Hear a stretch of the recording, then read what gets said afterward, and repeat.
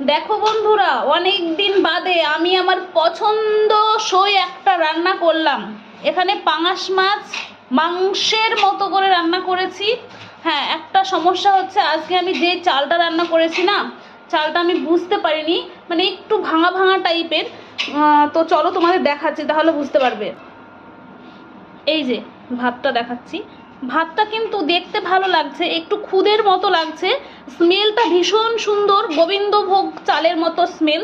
বুঝতে পারছো? দেখো তো, এই যে দেখো, দাঁড়াও, পরিষ্কার এসেছে, আশা করি বুঝতে পারছো। মানে হাফ ভাঙা চাল, একটু হাফ ভাঙা, কিন্তু স্মেলটা খুব সুন্দর, একদম গোবিন্দভোগের মতো স্মেল। স্মেল কিন্তু সেই হ্যাঁ, আজকে আমরা খেলে বুঝতে পারবো এটা কি চাল গো। এটা তোমার কি এখানে আছে কোহিনূর মিনি মোগরা মিনিকে basmati rice, mini Mogra basmati rice কোহিনূরের। ঠিক আছে, আজকে এটা খেয়ে দেখি কেমন হচ্ছে খেতে।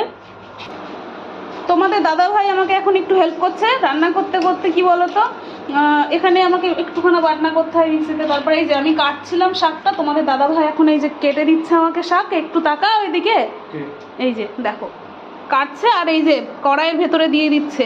এটা হচ্ছে মাছের মাথা দিয়ে শাক পিটালো করব। এটা তোলো না একটু। এখানে চালের গুঁড়ো, মানে চাল ভিজিয়ে রেখেছিলাম, সেটাকে পেস্ট করেছি, তার সাথে আদা দিয়েছি, দিয়ে পেস্ট করেছি। এই হচ্ছে আজকে আমাদের মেনু। কেমন লাগলো একটু বলো, ভালো লাগলে লাইক কমেন্ট শেয়ার করতে কিন্তু ভুলো না। এটা হচ্ছে পালং শাক। ঠিক আছে, চলো এখনকার মতো টাটা, আমরা রান্না করি। আর ভীষণ খিদে পেয়ে গেছে। ঠিক আছে, চলো টাটা।